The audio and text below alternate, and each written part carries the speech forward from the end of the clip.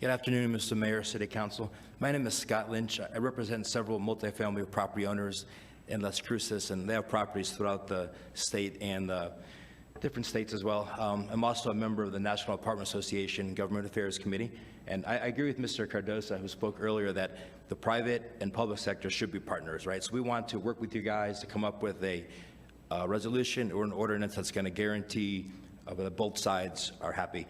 So I do acknowledge there is a housing crisis, but if you look at all the language in that resolution, as far as the veterans, disability, no one really cares about that, I'll be honest. So almost all the credit screening by larger companies is done blindly.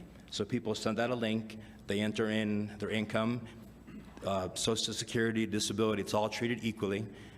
They're not even assigned a name, they're assigned a number, right? So you set your minimum credit score, minimum income, all that sort of stuff, and you see your candidates ranked from top to bottom blindly.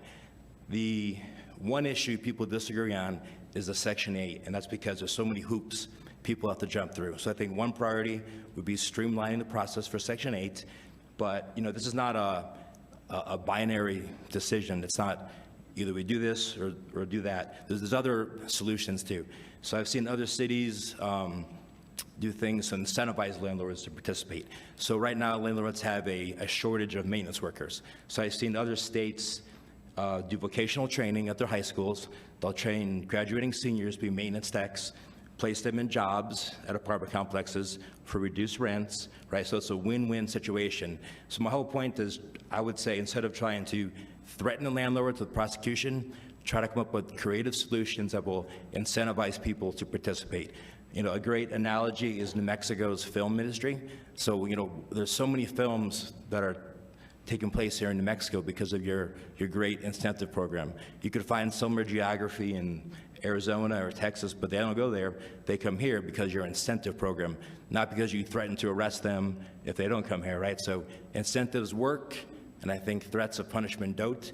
So what's going to happen, and I'll be honest, is the major developers, so Las Cruces is in a vulnerable geographic location. You're so close to Texas. So like my clients would just choose not to build here. They'll go somewhere else, right? So why would you come to an environment where you're being threatened with prosecution when you can go 2 miles down the road and operate in the way you see fit?